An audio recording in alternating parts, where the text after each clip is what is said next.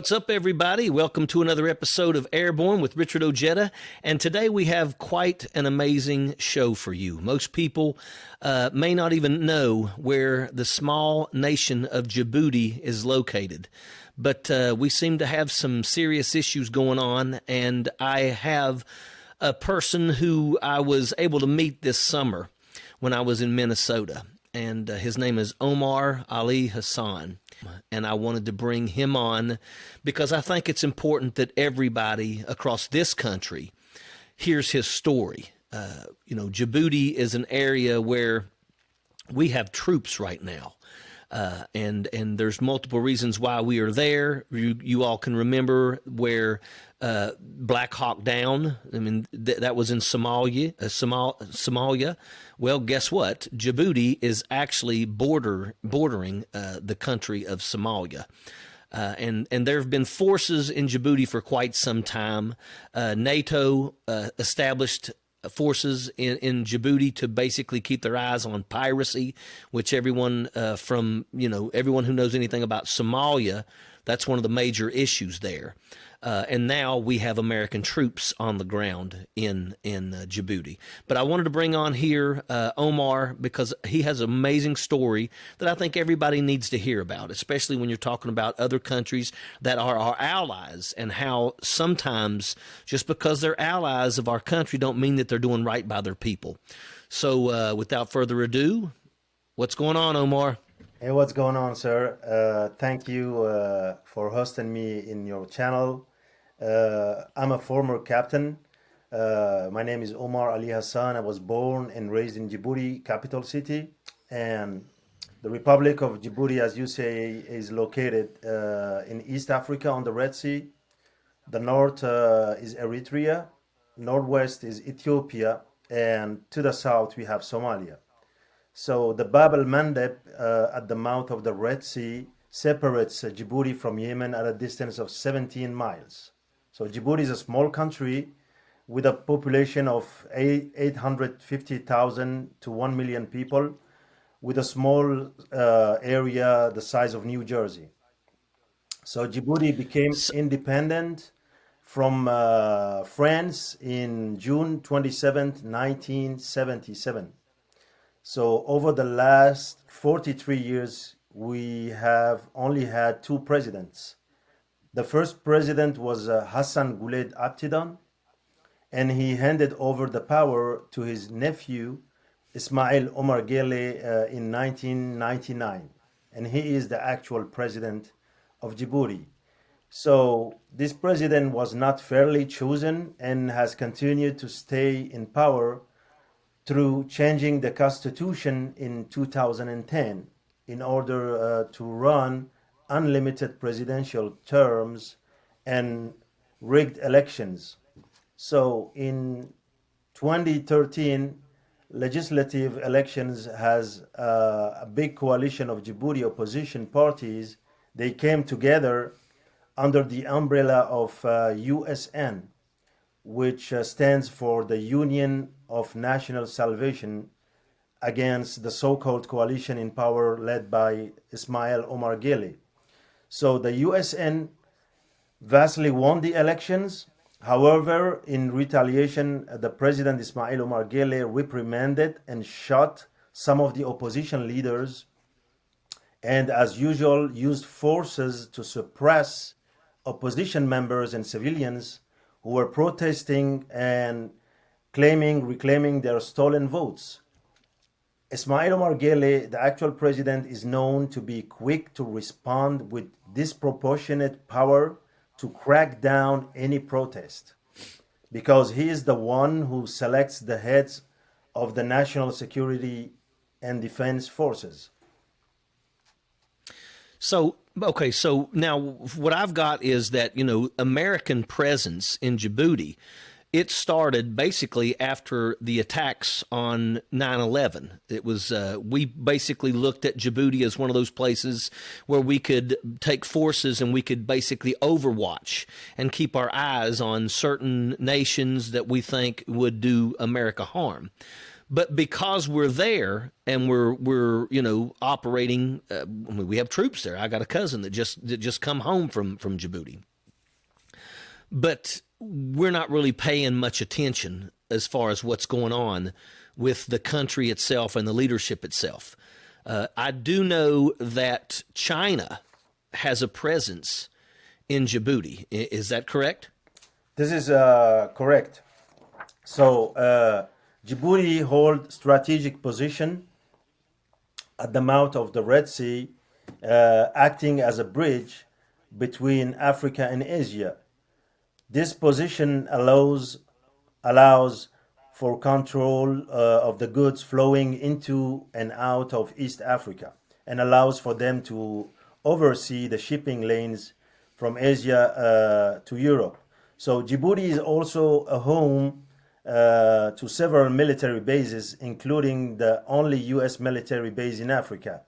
So you have also the German are present there, France, Italy, China, Japan, and NATO forces. So the Chinese came into Djibouti in 2016 and signed huge deals with Djibouti, putting the country into irreversible debt. China constructed the railroads between Ethiopia and Djibouti. China owns and manages the railroad with a plan to hand it back to the Djiboutian government after 3 years. So China has taken over the majority of the ports, which were formerly under the authority of Dubai. China's coastal navy base can at least host 10,000 men. So they have couple thousand men are stationed now in Djibouti, and their facility are away from the U.S. military base only couple miles. So the Chinese base has access to the sea directly, but the United States has an inland base in the heart of the city by the airport with 4,000 men.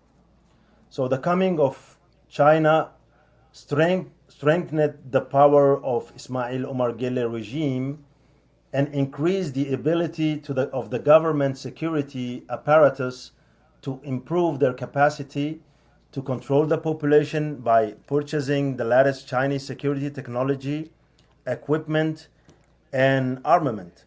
So since Obama's speech in 2015 in Africa, saying, quote, Africa doesn't need strong men but needs strong institution.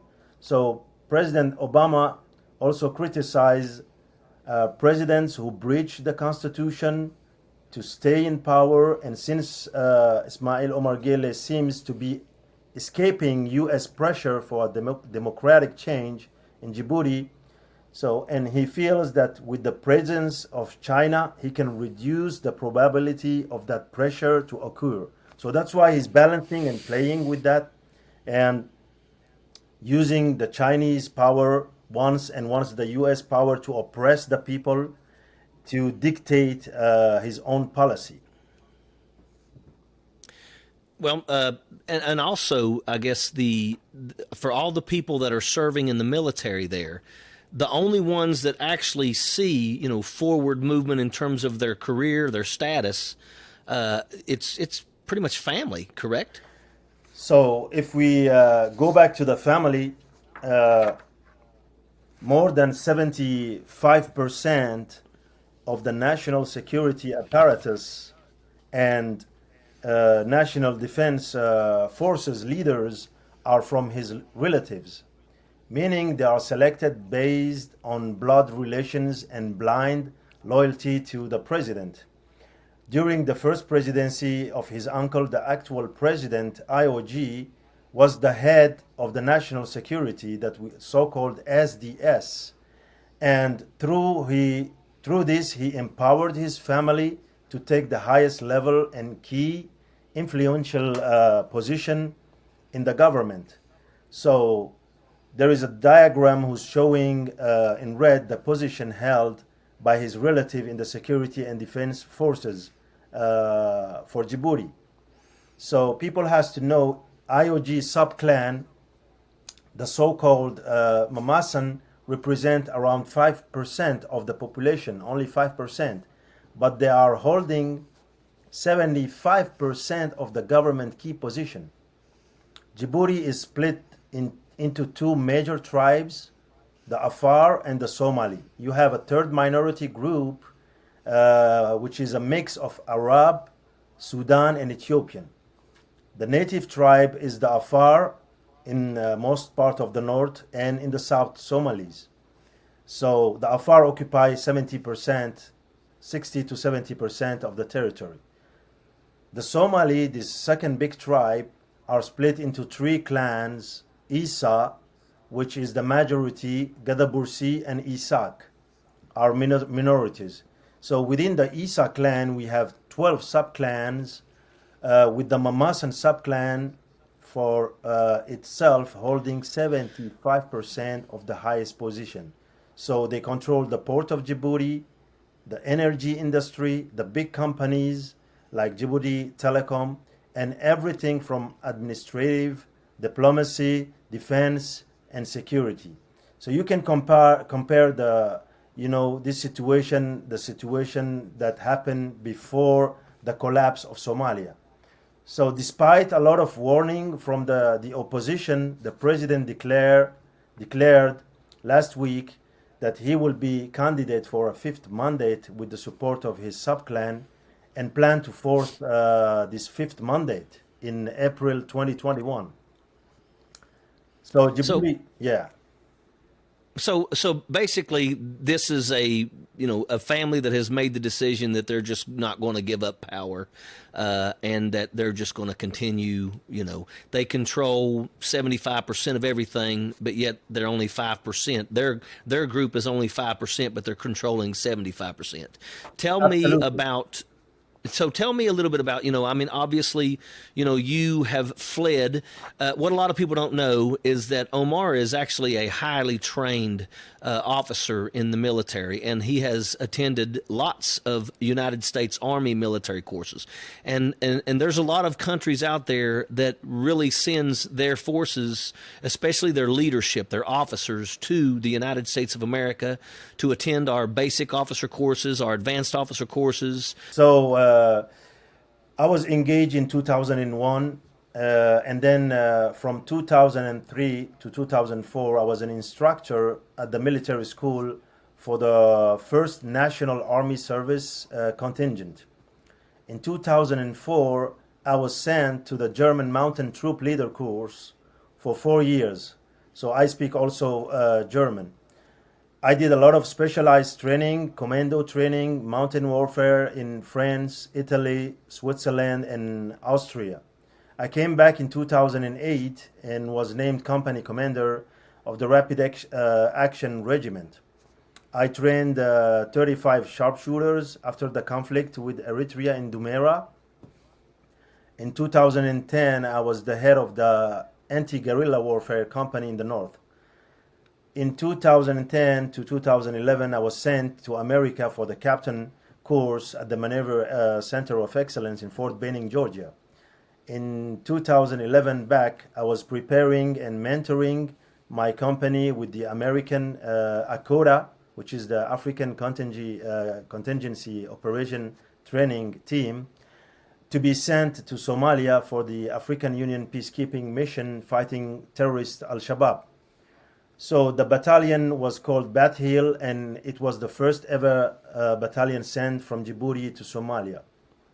From 2012 to 2014, I was deployed with 150 men as a company commander. The highlights of Somalia was the capture of the second most important stronghold in the central region by my company. I lost 5 men from my company of 150. It was a great experience. And when I returned, I was sent to the Humanitarian Peace Support School in Kenya for a staff course mentored by the Canadian Staff College. I came back and I trained 35 other sharpshooters for the 2nd Battalion preparing to go in Somalia. Then I trained 35 others coming from different regiments of the army. I was then promoted to deputy commander of the military school, where I had the task to train an NCO company. After that, I was commanding as a company commander in the north, once again, fighting against rebels.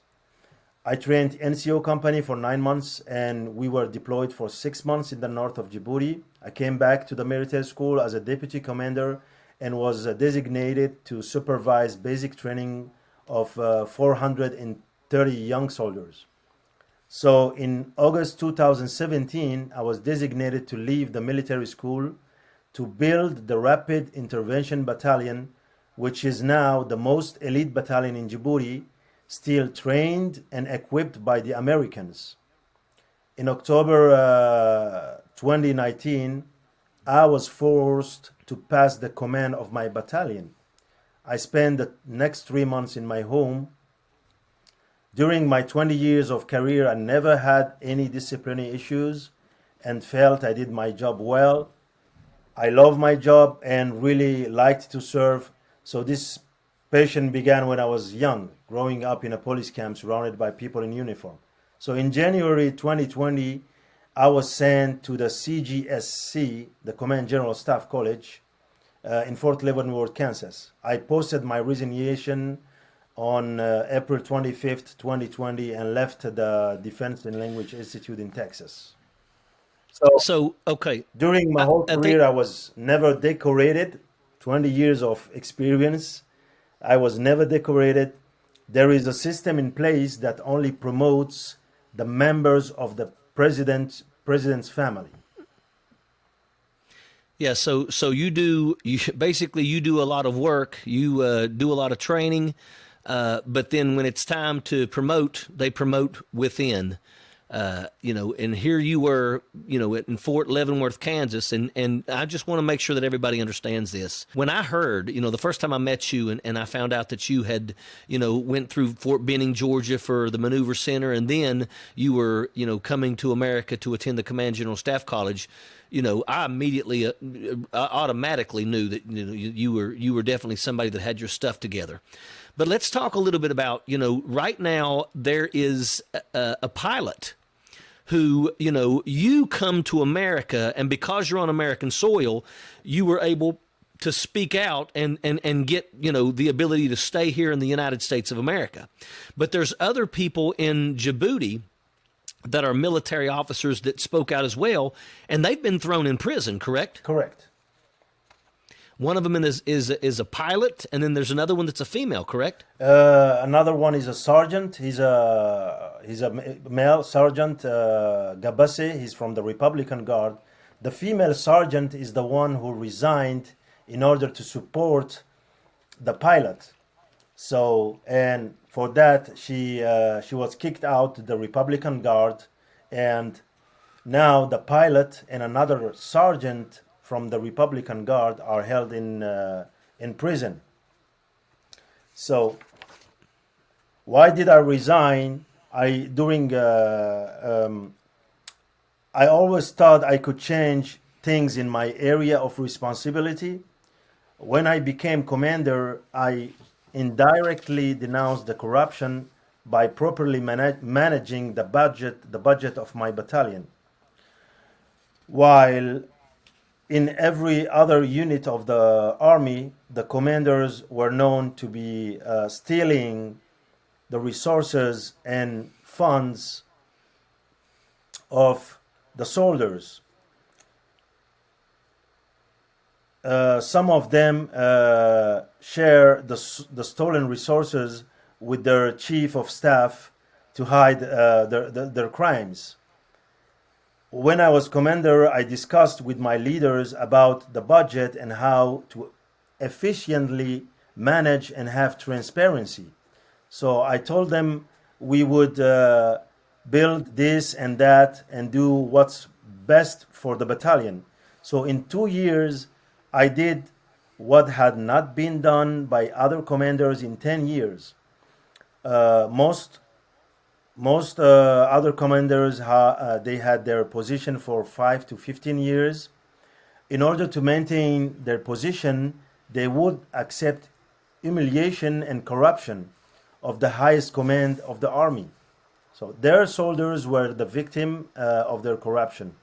For example, they use 30% of the budget to feed their soldiers, and 70% are split between themselves and the high command.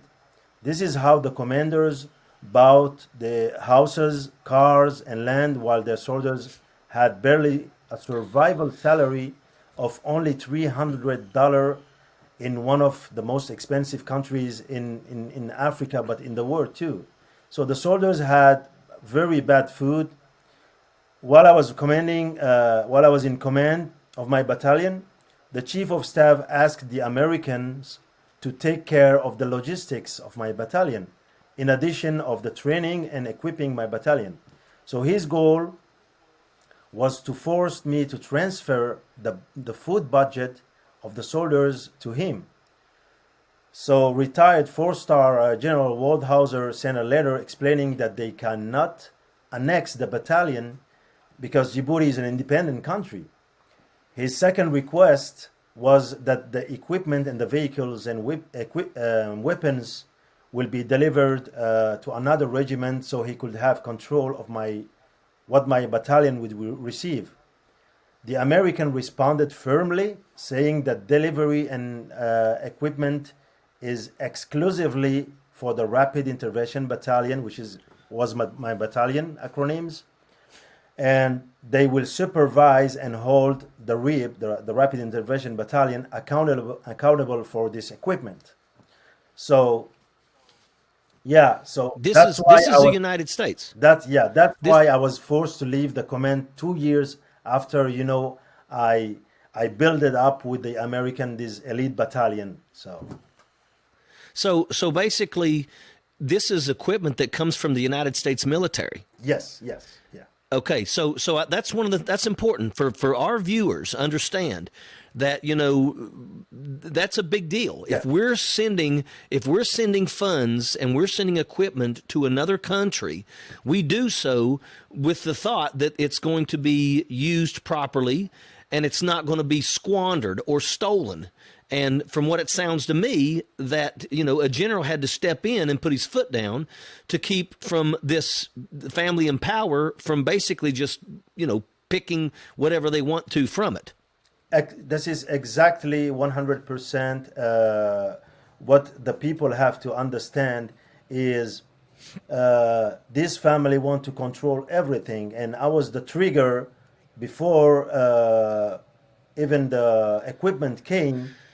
I warned, my partner, the American partner, because I was working tightly with them, and that's why I was, threatened and then sent directly, like for a long course.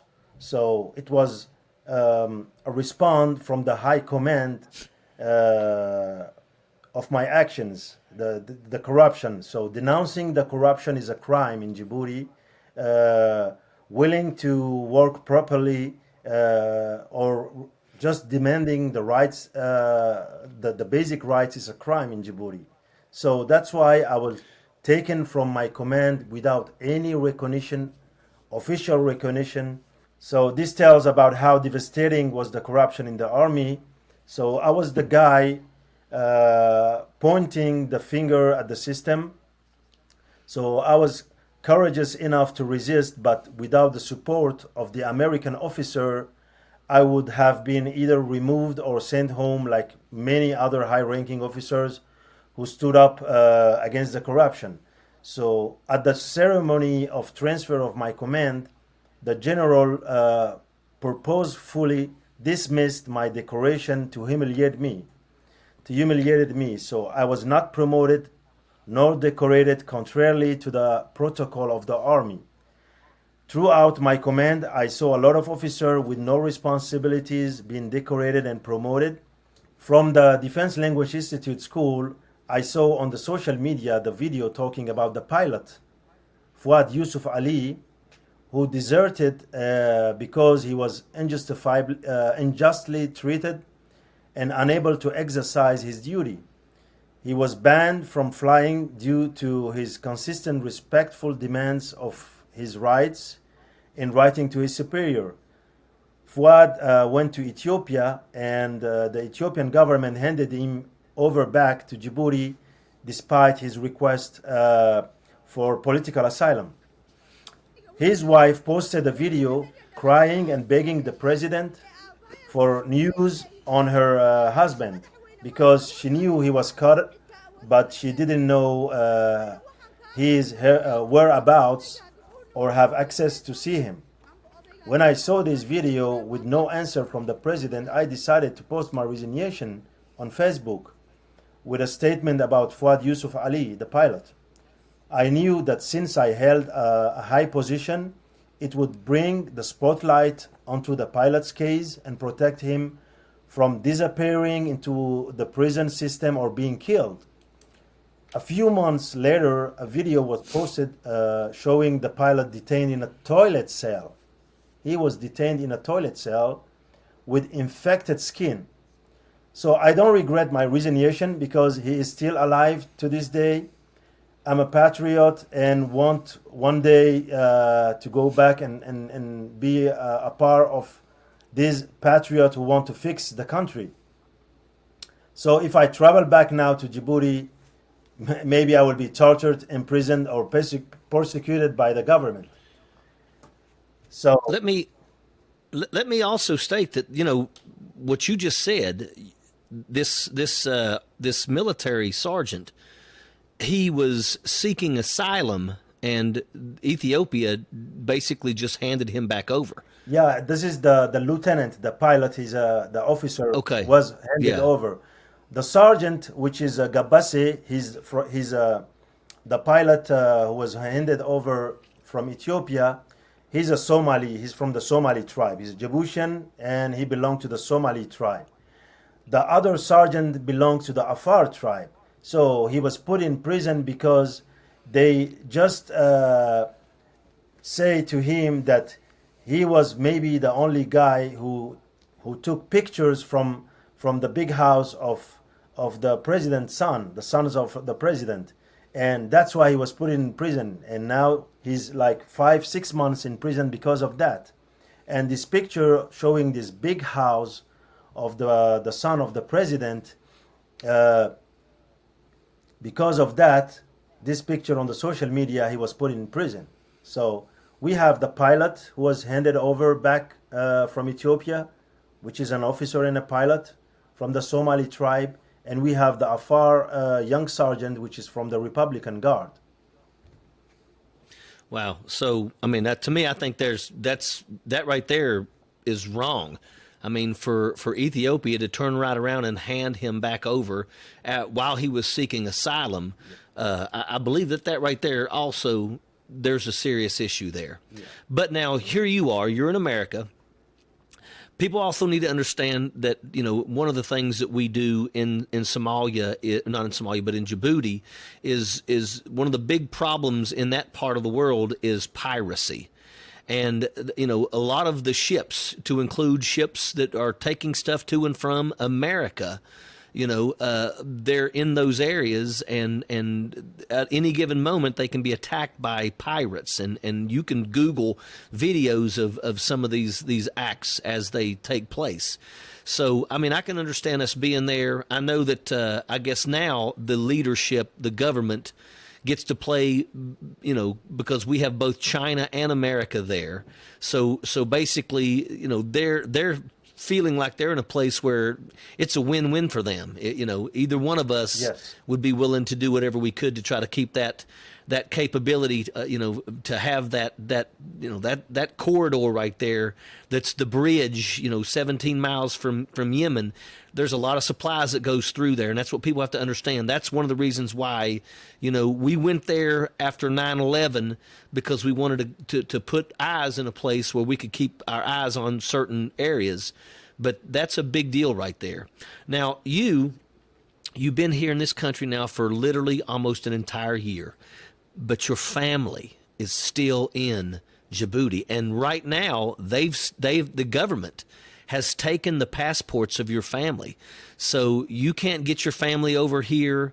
Right now, what they want is they want you. They want you to come back to Djibouti, and of course, until a regime change, until a regime change happens, I mean, you're talking about you can't go back. Yeah. I mean, you could be killed. Yeah, yeah. So all I want is only the only thing that I want. It's a better Djibouti, the basics for my country, human rights, freedom of expression, freedom of press. Right now, everyone is threatened in different ways. There is no infrastructure. With 90% of the roads are destroyed. We have a poor hygiene, food insecurity, no sewage system that functions, flooding, stagnant water leading to mosquitoes and malaria, which is one of the top 3 killer in Djibouti after 43 years of independence. So the capital city is so small that you can drive from north to south in 10 minutes. The family in power is one of the richest in Africa, while the people live in extreme poverty.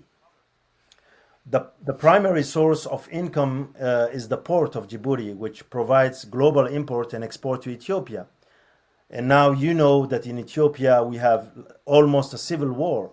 So a country of Ethiopia, a country of 109 million people, their goods, logistics go through Djibouti. So along with billions of dollars from the 5 military bases with over 15,000 men and women, Djibouti has a GDP over 5 billion for a country of less than a million, with none of the money being used to rebuild the infrastructure, while a small group of people steal the money of the country.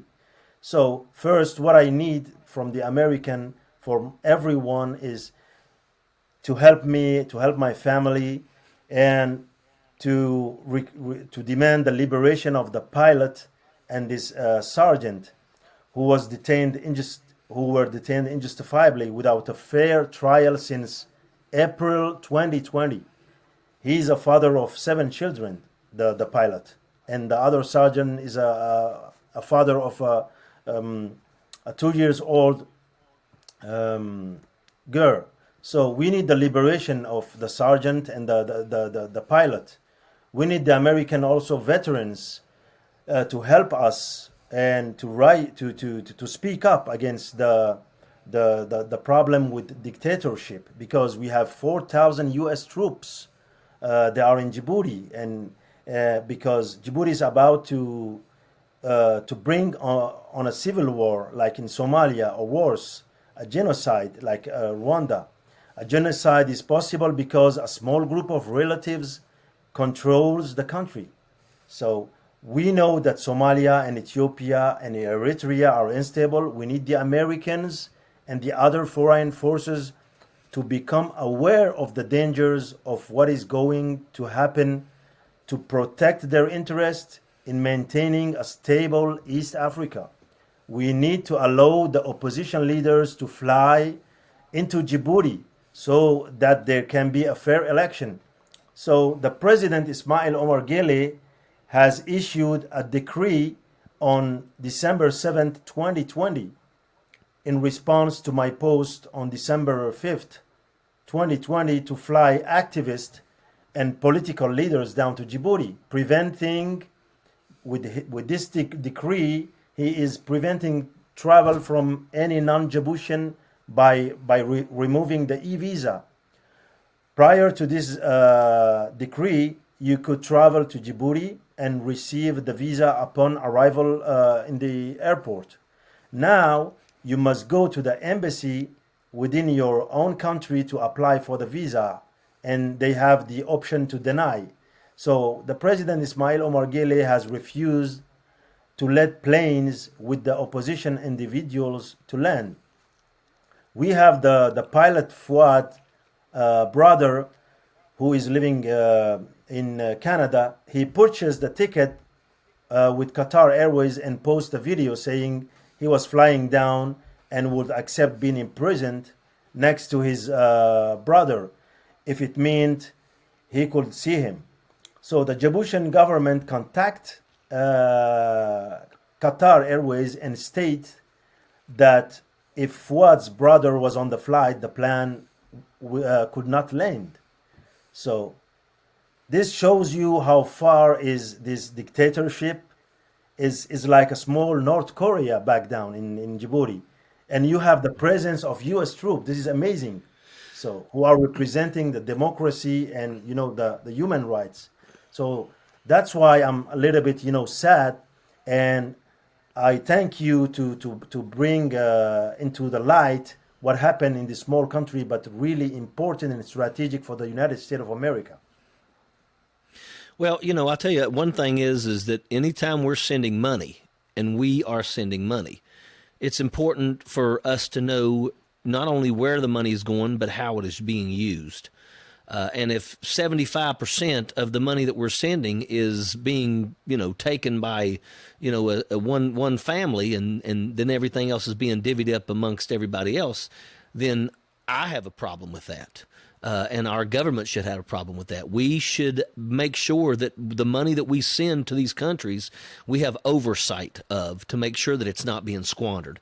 Nobody wants a dictatorship. And from what it sounds, that's kind of the path that the country of Djibouti is on, is to a dictatorship. If you can find yourself imprisoned because you seek election, or because you speak out against something that you see as wrong, then there's a problem there. You have a family that you haven't seen in a year. And I will tell you that, for those watching, we're going to have, there's going to be a link in the description and a link in the post copy where you can go if you would like to donate, because right now Omar is living in America and he has no, he has no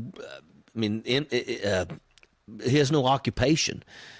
He's been able to find some amazing friends and people from his home country that are also citizens here in America, and that's where they've been able to help him out. But we're talking about without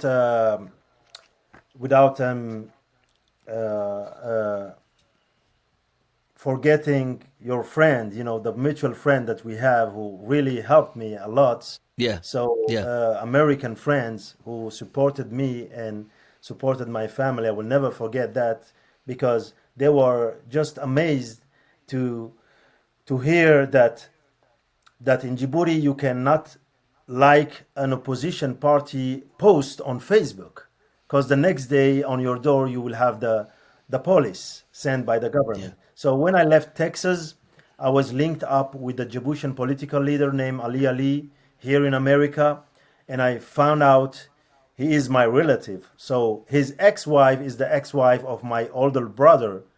And I'm a believer that this is not a coincidence. Ali introduced me to my American friend, which is your friend. He has a great place to live. I've met Ali. Yeah, and he has a great place to live, and he was working on the Independence Project. So Ali knew him, could receive me, and would be interested in my story. We immediately had a connection and began to link his Independence Project with my Independence Project for Djibouti. So I left Texas in order to liberate Djibouti, and he was on board. A last update is last week in Djibouti, the government forced school children, kids from ground, middle, and high school to rally in the capital stadium, the actual president, and sing and begging him to run a fifth mandate. So they took out of the schools the children from middle, high school, and ground school. So they took them and they brought them to the stadium just to sing, hey, please run a fifth mandate. And they were exposed. You can see on the picture, they were exposed to the COVID. There were no social distancing. So kids were, stick to each other. So this is a crime. So I want to close my speech with that. Just remembering 2015, July 28. This was the Obama speech. He addressed a hard hitting speech to the African Union.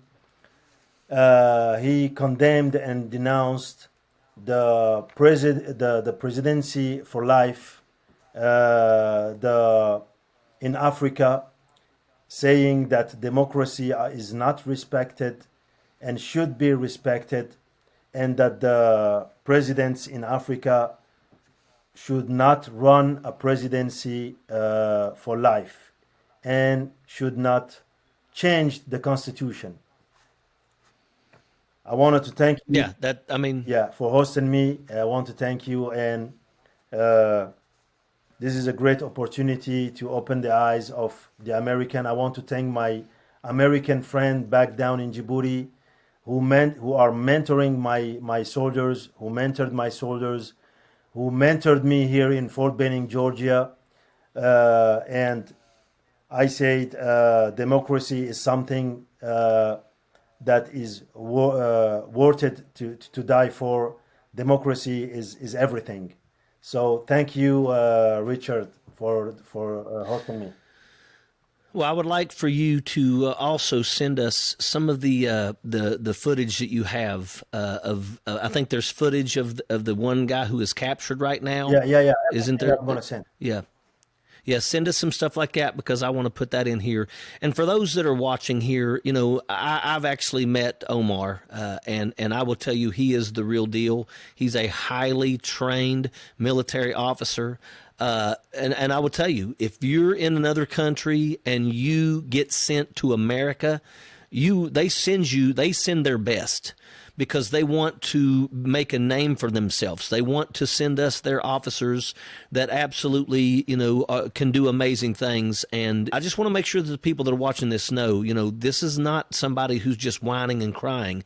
This is somebody who has significantly, you know, gave a lot of himself to his country.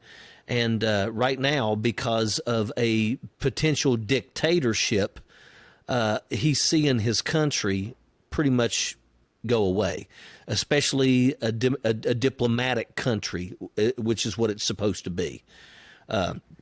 So yeah, without a doubt, you know, I'm excited to have you on here, and hopefully we can do whatever we can to be able to bring light to your situation. You haven't seen your family in a year. And right now, you know, his family's passports have been taken from them. So basically, instead of, I mean, they're being treated as almost as if criminals as well, correct? So yeah, correct. It's like retaining in hostage. It's the one-party policy, like in North Korea. If you don't support the government, the party of the government, which is in power for 43 years, then you are the public enemy number one. So Djibouti is a republic, democratic country, but this is only the image of the country. But the real image of the country is that this country is like a North Korea. No one can speak up. No one can show his a different way or a different point of view. So everyone will be persecuted. The majority of the opposition are living outside.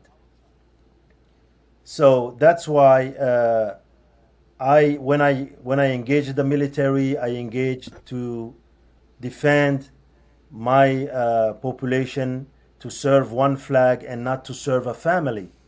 I did not engage in the military to serve a small family that are stealing the country. This whole years. Imagine in Djibouti you only have one company that are producing milk. This only one company belong to the junior son of the president. So it is not allowed milk product to come in Djibouti. This is amazing. So same thing, you only have one company producing spaghetti and macaroni, the pasta. And this company belonged to the senior son of the president. it is not allowed in Djibouti spaghetti products to comes in. So this is the monopoly. It's really clear. It's crystal clear that this is a dictatorship. In 2010, he changed the constitution after has been running 2 mandates. Now he wants to run his fifth mandate, and he is 73 years old.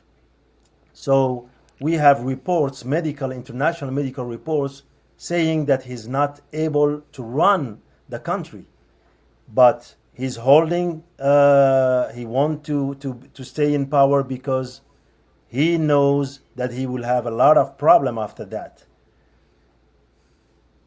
And I guess you can pretty much say that if he's ever gone, probably his son will be the next person in line, right? Yeah. It's like in the military. In the military are commanded by a general who is 90 years old, almost 100. So, and the chief of staff of Djibouti, the Djiboutian army, has no basic leader officer course.